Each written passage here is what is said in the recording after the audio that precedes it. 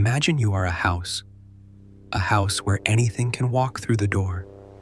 Rumi said this 700 years ago, and no one has managed to prove him wrong.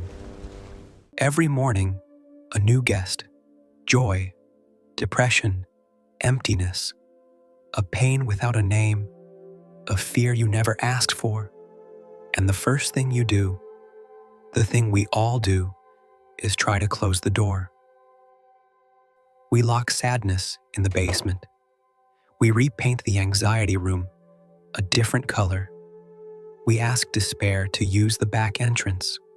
But Rumi says, receive them all. Treat them with honor, even the crowd of sorrows that sweeps your furniture away, even malice, even shame, because you still haven't understood what they came to do.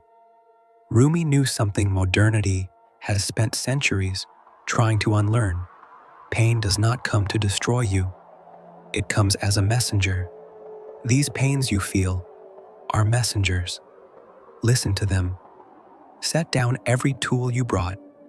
Nothing here needs fixing. Listen.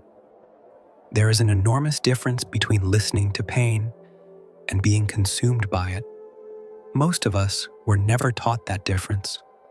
We learned to fight, to suppress, to distract, but to listen, to sit before sadness as before a difficult guest and ask, "What did you bring me?" Very few know how to do that. Rumi uses an image that reads as violent. Sorrow sweeps everything out of your house so that new joy can find space to enter. It reads as violent. It is. The yellow leaves must fall so the green ones can grow. The rotten roots must be pulled out. It hurts. That is what hurts when you are suffering. Call it what it is. Preparation. But the idea that pain has purpose is not easy comfort. It is something more uncomfortable than that, because it implies you cannot skip this step, cannot accelerate it, cannot trade your sorrow for a faster version of yourself. God throws you from feeling to feeling and teaches you through opposites so that you will have 2 wings to fly. Not 1, 2 wings. Not 1. You cannot fly on joy alone. You cannot fly on pain alone.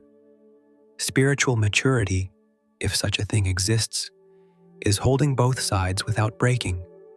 Rumi writes, "Dance when you are broken open. Dance if you have torn the bandage off.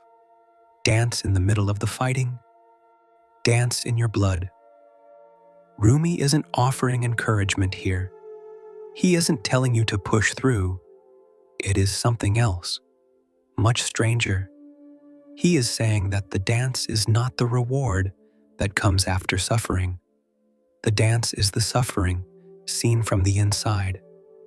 The paradox is this: you do not wait to be healed to dance. You dance because the wound is still open. The wound is the reason, not the obstacle. The human instinct is always, once I heal, then. Once I figure this out, then I'll begin. Once it stops hurting, then I'll let myself live. But that then never arrives. The waiting is the problem. That's the whole of it. The cure for the pain is in the pain. Say it slowly. The cure for the pain is in the pain. The exit goes through the middle of it. The silkworm eats the leaves and makes its cocoon. It has no foliage, no ground, and yet it weaves with its own body what it needs to transform. Only when we become nothing do we truly exist. You only find yourself when you stop defending yourself.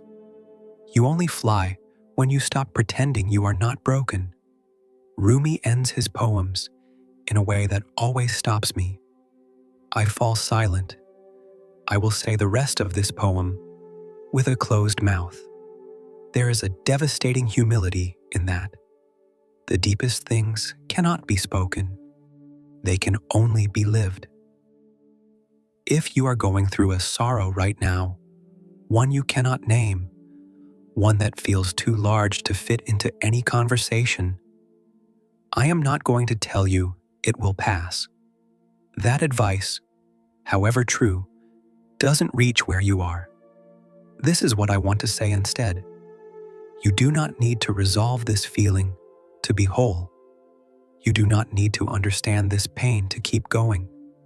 You do not need to have reached the other side of sorrow to have worth. As a person, as a presence, as someone who is still here. Rumi did not say pain is beautiful.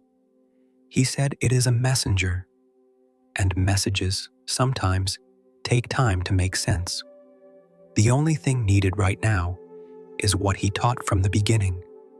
Don't close the door. Let the guest in, because fighting it already costs more than receiving it. If Rumi were to honor everything that helped him arrive where he arrived, there would not be a single sorrow he would not bow before.